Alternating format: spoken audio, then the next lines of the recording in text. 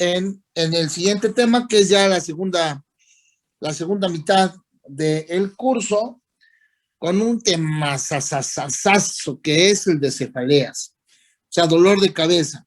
¿Qué dices? Ay, qué sonso ese tema de dolor de cabeza. No es así, porque ahora eh, que ustedes están incluso estudiando, que seguramente ya les ha tocado ver que se, se vuelven como el médico de la familia. Hay una reunión, llegan los primos y todo. Oye, prima o primo, oye, pues como saben que están estudiando medicina, entonces, oye, fíjate que me duele la cabeza, ¿qué tendré? ¿No?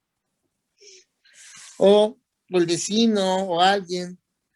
Y bueno, vámonos más adelante, en el futuro, si ustedes se dediquen al área que se dediquen, siempre tenemos que saber sobre dolores de cabeza o cefaleas, o cefalalgia, que es un término también correcto. Porque vamos a suponer que está en la gineco, o en la cirugía, o en cualquiera. Las cefaleas, la cefalea tensional, la cefalea por aumento de la presión intracraneal, la cefalea después de una punción, de un bloqueo epidural, en el caso de la tensión de un parto o de una cesárea, etcétera. O sea, siempre es importante saber de dolores de cabeza y por supuesto por ahí viene asomándose una, una cefalea o un síndrome, que es la migraña, que es dentro de las fisiopatologías más complejas que existen en la patología neurológica. Bien, ¿qué necesitamos para que un paciente tenga dolor de cabeza? O sea, ¿qué es lo que necesitamos? O sea, ¿qué tiene que pasar para que haya dolor de cabeza? Bueno, pues lo que necesitamos es tener cabeza. Si no tengo cabeza, pues no me duele. Si tengo cabeza, me duele. Tener cabeza. Parece de broma, pero bueno, vamos a analizar por qué. Esta imagen que ven ahí es de un castillo de Dublín en Irlanda, que es un castillo muy viejito, pero muy, muy bonito. Y cuenta la leyenda que en ese castillo vivió muchos años una persona que nunca tuvo migraña, nunca tuvo dolor de cabeza en lo absoluto.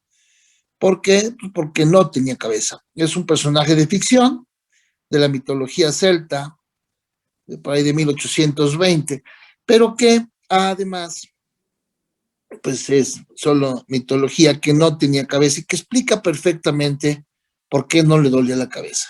Y aunque parece de broma, pero ahora van a entender por qué. Porque resulta que todos tenemos en la cabeza estructuras que son sensibles al dolor. Entonces tengo estructuras intracraneales y estructuras extracraneales sensibles al dolor. Las estructuras intracraneales, aparte de las arterias del polígono de Willis, senos venosos, arterias de la dura madre en sí, y algunas otras estructuras inervadas por los pares craneales sensitivos, quinto, noveno y décimo pares craneales.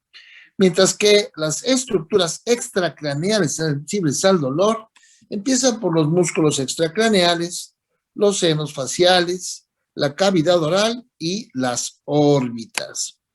Entonces, todo lo que acabamos de ver tienen terminaciones nerviosas, tienen receptores sensitivos al dolor. Bien, y son intracraneales y extracraneales, aunque están en la cabeza, pero están fuera de la cavidad craneal, como el caso de la estructura ocular, la boca o los músculos extracraneales, que es muy importante esa situación en la frecuencia de la cefalea. Bueno, esta forma de estudiar lo que es el dolor de cabeza es muy práctico, porque imagínense, lo primero que tengo enfrente, vamos a suponer que tienen ustedes ya un paciente. ¿Qué le pasa, señora? ¿Por qué viene a consulta? Ah, doctora o doctor, vengo porque me duele la cabeza. En ese momento, cuando el paciente dice que le duele la cabeza, tenemos que nosotros imaginarnos o ver la cabeza del paciente y decir, bueno, Lo primero que tengo que pensar es que ese paciente que está enfrente de mí tiene en su cabeza estructuras intracraneales que le pueden doler y estructuras extracraneales que le pueden doler. ¿Cuál es el segundo paso? El segundo paso es ver cuáles son los mecanismos mediante los cuales existe ese dolor. Es decir, que a las estructuras intracraneales o extracraneales sensibles al dolor, hay alguna forma que va a causar el dolor. Y son precisamente 4 mecanismos. La tracción directa, la tracción, la presión directa, la inflamación y la vasodilatación. Por ejemplo, un paciente que tiene un esguince cervical tendrá una tracción muscular y habrá dolor que incluso se va a la cabeza. Presión directa, como por ejemplo un hematoma o por ejemplo un tumor con inflamación. Y bueno, podemos tener combinaciones porque imagínense, un tumor también es presión directa, también es inflamación. Y por último, la vasodilatación. ¿Qué sucede con las arterias? Pues si se vasodilatan rápidamente, eso va a provocar dolor, como el caso de la migraña o como el caso de la cefalea por hipertensión arterial. Muy bien. Las cefaleas secundarias son una de las principales causas de consulta en una sala de emergencias. Implican no solamente dolor de cabeza, sino también incluye la región cervical. El paciente que llega por dolor de cabeza, vamos a hacerle su historia clínica igual que todos los pacientes. Identidad, antecedentes familiares, personales patológicos, no patológicos. Muy importante el padecimiento actual. El inicio, ¿desde cuándo le duele la cabeza? ¿Cómo ha evolucionado ese dolor de cabeza?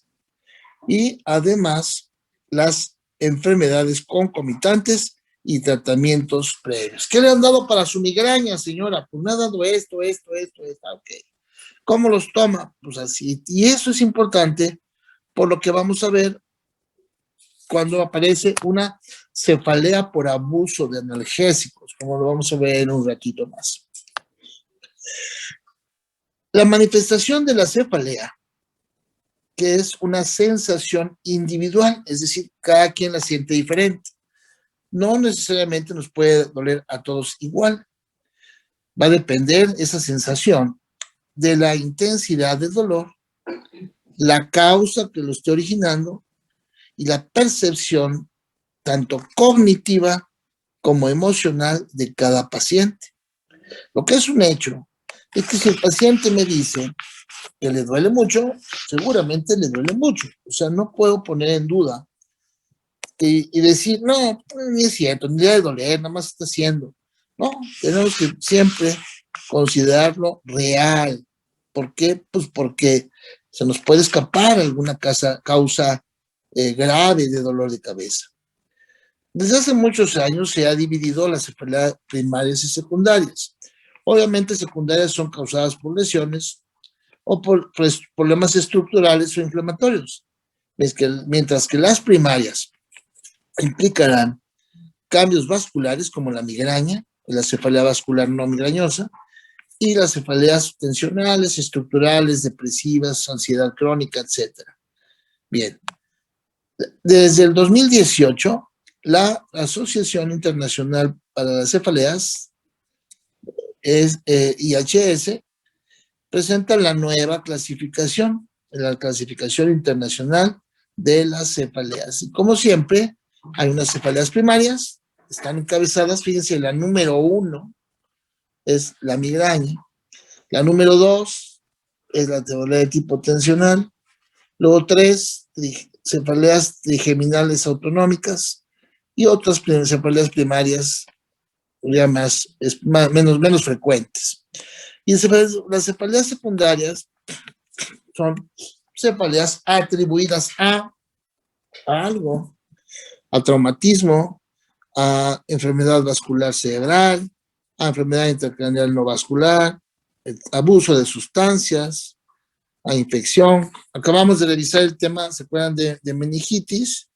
Y vimos que había cefalea dentro del cuadro clínico de las de las neuroinfecciones. Entonces ahí tenemos una de las causas de cefaleas secundarias. Bien, en esta gráfica aparecen los 4 grupos de dolor de cabeza en donde entran prácticamente todos los dolores de cabeza, menos uno que les voy a enseñar al final. Entonces tengo 2 cefaleas agudas y 2 crónicas. La aguda de una sola vez, que es la que ven en color naranja, esta de aquí,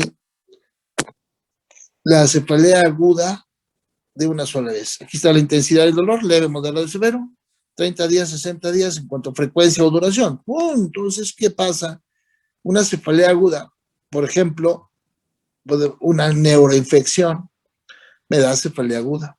O una hemorragia cerebral, me da cefalea aguda. Bien, luego viene la aguda recurrente, porque esta es de una sola vez, la naranja es de una sola vez. Se cura o se muere el paciente y se acaba la cefalea. Pero esta no. La migraña o algunos problemas endocrinológicos como el hipertiroidismo, el hipotiroidismo, problemas de hipófisis, me dan ese dolor que es una cefalea aguda, remite, un tiempo después, otra crisis, se quita. Por eso se llama recurrente y es el ejemplo típico, la migraña. Luego vienen las crónicas. La crónica progresiva, siempre desde que empieza, va subiendo, una meseta, pero sigue subiendo, sigue subiendo.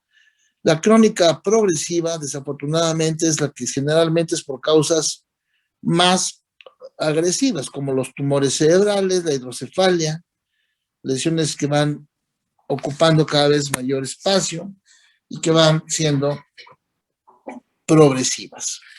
Por último, la cefalea crónica no progresiva, que esa más bien es algunos días más, unos días menos, ahí se mantiene, se mantiene, se mantiene. Bien. Algún día en algún examen les van a preguntar, y sobre todo cuando lleguen los pacientes, si llega un paciente, imagínense una pacientita que llega a verlos, es una paciente que tiene 37 años y que empieza con dolores de cabeza. Doctora, le dice su doctor, yo empecé a los 15 años, me empezó a doler la cabeza. Me daba cada mes o cada 2 meses, me daba muy fuerte, con vómito y se me quitaba. Pero después de eso me casé y ahora ya me divorcié hace 2 años y pues ahora ya tengo todos los días dolor de cabeza. De 1 año y medio para acá, todos los días me duele la cabeza. Y que todos los días me duele, pero unos días sí me pongo re mal, unos días hasta vomito, y otros días nada más es opresivo, me lastima la cabeza, siento apretado, y eso es lo que normalmente está pasando. Bien, entonces, ¿dónde podríamos ubicar a esta paciente? Crónica no progresiva. ¿Mandé? Crónica no progresiva. Crónica no progresiva. ¿Nada más? Y aguda recurrente. Exactamente.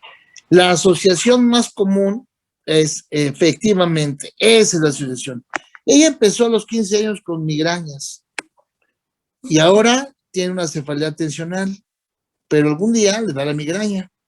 Ese día vomita, se pone muy mal, no va a trabajar, se le quita, pero después le sigue doliendo. Pero esto no lo sabe la paciente. Que tiene 2 tipos de dolor de cabeza, no lo sabe la paciente y desafortunadamente no lo saben muchos médicos.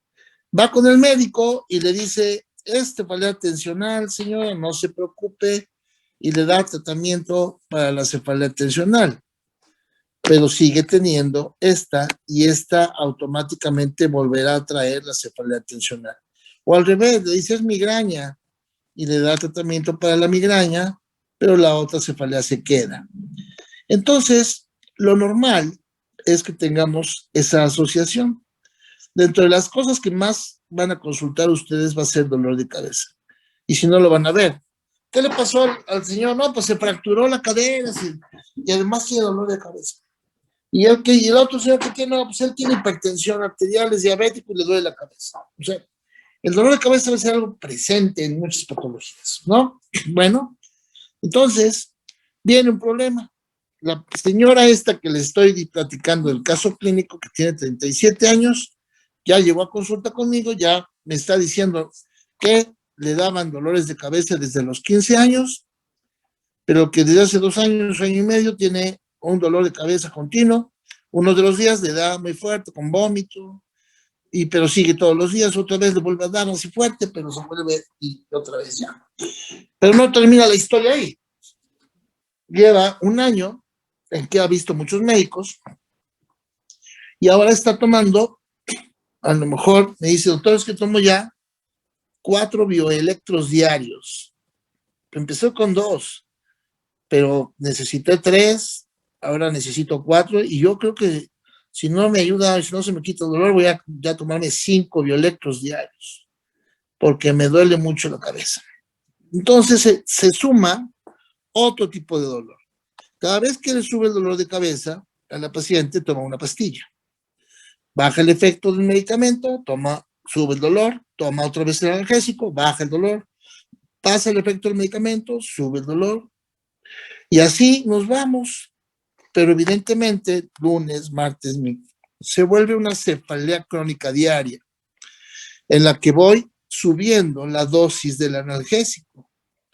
Me vuelvo dependiente del analgésico y esta cefalea, que ya viene en la clasificación, antes no aparecía, ahora ya aparece, es una cefalea por abuso de analgésicos.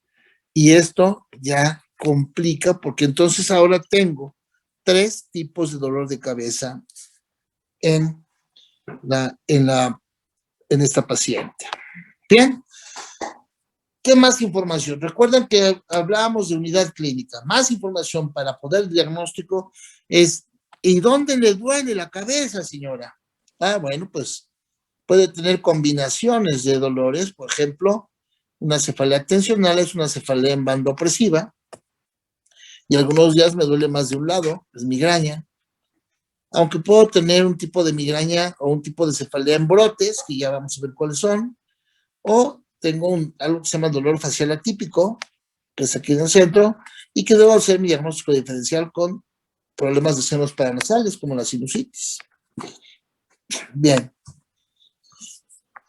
Las cefaleas secundarias son aquellas cefaleas atribuidas a procesos clínicos de diversa naturaleza, es decir, cefaleas atribuidas a algo, y que por lo regular tienen un patrón común. Cefalea con una o más de las siguientes características, cumpliendo los criterios C o D. A ver, evidencia de un trastorno que se sabe que puede producir cefalea. Por ejemplo, bueno, podemos poner un tumor cerebral, podemos poner cisticercos, podemos poner hipertensión, cualquiera, hipertensión, pongamos que es más sencillo. Evidencia de un trastorno que se sabe que puede producir cefalea. Cuando yo reviso hipertensión arterial en los libros, veo que en el cuadro clínico de hipertensión no solamente es que sube la presión, podemos tener, a lo mejor podemos tener acúfeno, taquicardia, muchas otras cosas. Y cefalea, por supuesto. La cefalea ocurre en estrecha relación temporal, o sea, en el tiempo con el trastorno. Doctor, es que cada vez que yo estoy hipertenso, cada vez que me sube la presión, me duele la cabeza. Pues está relacionado en el tiempo. La cefalea se reduce enormemente cuando en los siguientes 3 meses que se ha resuelto el problema que le está causando. Bueno, si yo resuelvo el origen de todo, pues entonces va a disminuir o remite la cefalea igual en condición de tiempo. Dentro de las cefaleas secundarias, hay una variedad o un tipo muy característico o muy importante. La cefalea explosiva, cefalea hiperaguda, cefalea en trueno. Y es que, bueno, vean ustedes las causas: hemorragia subaracnoidea, aneurisma cerebral no roto, y si se rompe, pues también la hemorragia subaracnoidea, síndrome reversible de vasoconstricción cerebral, disección arterial, trombosis venosa cerebral, pérdida de líquido subaracnoideo por punción lumbar o por bloqueo epidural, crisis hipertensiva, emergencia hipertensiva, hemorragia cerebral, hematoma subdural, hematoma cerebeloso, meningitis, acabamos de verlo, y enfermedad vascular cerebral de tipo isquémico. Entonces tenemos muchas posibilidades de esta cefalea que se vuelve una bandera roja. Esta es una situación de urgencia que tendríamos que valorar claramente. Uy, bueno, ven un tantito.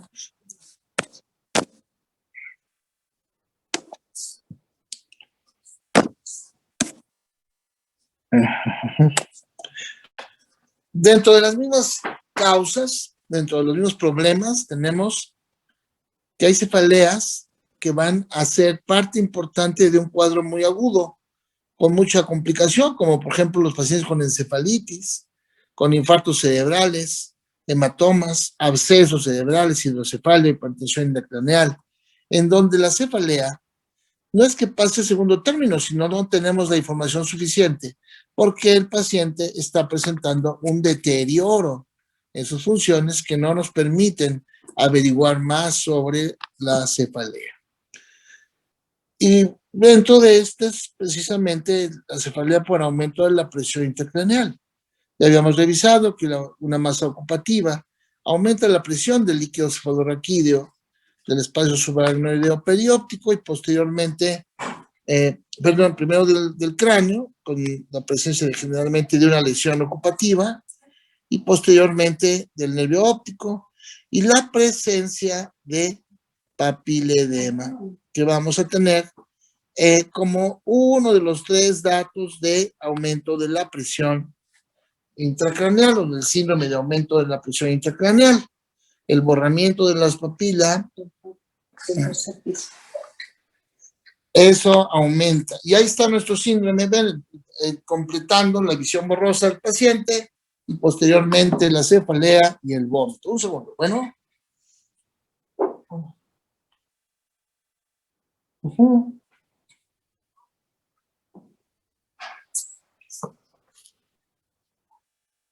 No, hoy.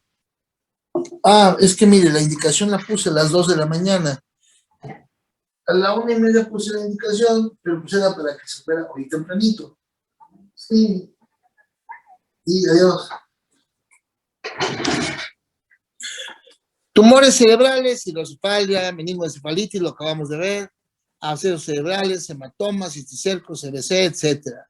Generalmente lesiones ocupativas, con mucho edema, con desplazamiento.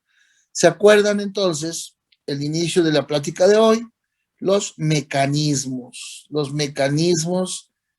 vasodilatación, presión directa, tracción y el otro es inflamación. Pues todos estos me los están dando cualquiera de estas e incluso combinaciones de dos, porque hay presión directa, más inflamación, más vasoconstricción, etcétera.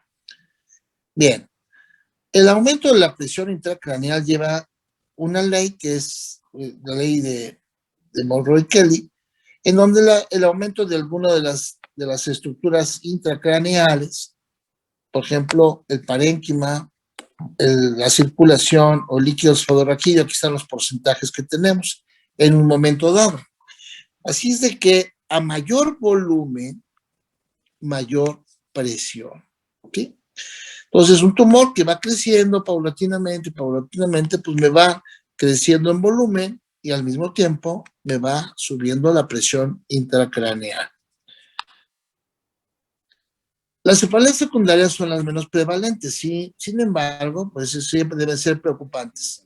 Debemos descartar una causa potencialmente mortal. Por eso, esas cefaleas requieren prácticamente de un estudio de imagen lo más pronto posible.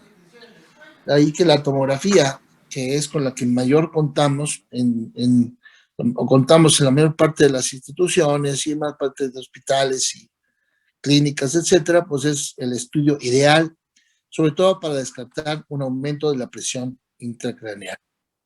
A ver, la cefalea puede formar parte de otros síndromes y entonces buscar nosotros siempre una lesión del sistema nervioso que nos focalice. dentro de las causas posibles de cefalea. Ahí a la derecha están ustedes viendo la lista de lesiones, a lo mejor que pueden ser compatibles con cefalea, más otros datos clínicos como este paciente que está teniendo una parálisis facial, tiene un síndrome cerebeloso izquierdo y que además tiene cefalea. Entonces, un paciente que a lo mejor ya hizo un síndrome por un tumor cerebral y está haciendo compresión, síndrome de ángulo pontocerebeloso, y está haciendo aumento de la presión intracraneal y dándome además datos focales de cerebelo. Bien, porque vamos a dejarlo el tema hoy acá, chavos. Como pueden ver, se va volviendo interesante el dolor de cabeza. Vamos a ver mañana la cefalea tensional, vamos a ver hasta dónde avanzamos. La fisiopatología de la migraña es fabulosa, así de que esa vamos a verla en los siguientes días y el examen lo vamos a hacer el miércoles. ¿Alguna pregunta hasta acá?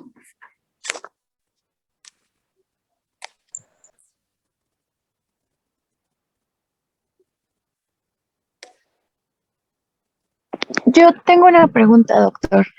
Es en base a la cefalea que, bueno, que toda cefalea pues hay que investigar la causa de que pueda ser un tumor, ¿no?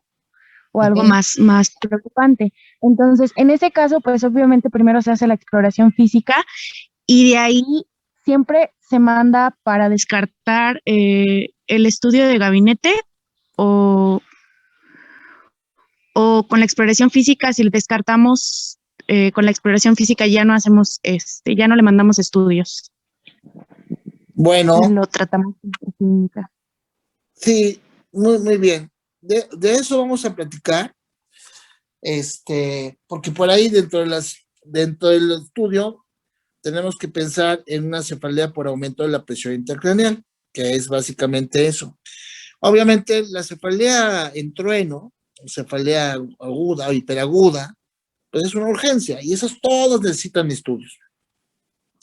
Pero vamos a suponer que tienes tú una paciente que la historia clínica te dice, pues ella tiene migraña y tiene cefalea tensional, porque tiene años con la cefalea, que cosa que, por ejemplo, con un tumor no pasa. No, es difícil que un tumor te dure 10 años, ¿no? Pero bueno, entonces tiene clínicamente, estamos viendo, y lo vamos a revisar, vamos a andar en eso en la semana, en la siguiente clase, pero es una paciente que tiene mucha ansiedad, tiene un estado depresivo, trae cefalea tensional y además tiene migraña. ¿Sí? ¿Le pedimos tomografía o no le pedimos tomografía? Esa sería la pregunta. O así como me planteas tú lo que es. Pues estrictamente, si yo estoy seguro del diagnóstico, si tengo una exploración normal, no tiene datos de aumento de la presión intracraneal, no focaliza, pero tiene evidentemente una contractura muscular por tensión, se la vive angustiada, tiene muchos problemas emocionales, etcétera. Bueno, pues estoy seguro. Sin embargo, tenemos que pedirle tomografía. ¿Pero por qué? Bueno, no tanto para descartar, porque yo clínicamente lo puedo descartar, pero sí porque la tomografía se vuelve un estudio o parte del tratamiento. Si ustedes ven a una paciente, ustedes tienen toda la razón, la paciente tiene migraña muy característica, entonces le dicen, no, pues no necesitas migraña, le dan tratamiento, no necesitas estudios, te dan tratamiento y se va. Lo primero que va a hacer se va a ir con el médico de enfrente, que además a lo mejor es bien chafón, pero le va a pedir tomografía, que es lo que el paciente a veces emocionalmente necesita. Entonces la tomografía se vuelve un estudio que es tratamiento. Se vuelve un estudio, se vuelve parte del tratamiento, porque la paciente cuando vea la tomografía y vea que la interpretación dice que está normal, en ese momento le quitas un peso de encima y mejora la cefalea. Entonces, no todos los pacientes estrictamente necesitan estudio, sobre todo si tenemos clínicamente una gran cercanía al diagnóstico adecuado. Sí, pero mañana vamos a hablar más de eso porque vamos a ahondar en cefalea tensional, en estados de ansiedad crónico, en problemas de columna, que todavía nos falta ver eso. O sea, va a estar interesante. ¿Sale? Ok, Sí, doctor, doctor. muchísimas gracias. Doc, ¿le puedo preguntar una, ¿cómo se llama? Pregunta rapidísimo Sí, de otro tema? sí, Bueno, ve que vimos parálisis, las parálisis faciales. sí, A mí me quedó una duda. sí. Bueno, habíamos dicho que como tal, la lesión se va a expresar contralateral el cuerpo, ¿no? A En la la, parálisis central. ajá, al lado contrario. Pero también Ah, mencionó que, por ejemplo, para darle la terminología de derecho o izquierdo, ¿de qué lado nos vamos a ver la opresión? O sea, el nervio que no, está del lado de la parálisis facial. Por ejemplo, ok. si la boquita está paralizada y mi ojito está paralizado del lado derecho, es una parálisis facial periférica derecha. Estamos hablando de periférica. Sí, plano superior y Y sí. la lesión es derecha. Sí. Ahora, si nada más es la boquita chueca, es una parálisis facial central Central. derecha, pero con la lesión Ok. izquierda. Y siempre la terminología que usamos es de acuerdo a la parálisis facial, no a la lesión. Ujú. Bien. Ok, gracias, doctor. Sí, muy bien. Bueno, chavos, entonces nos vemos mañana y el examen va a ser el miércoles.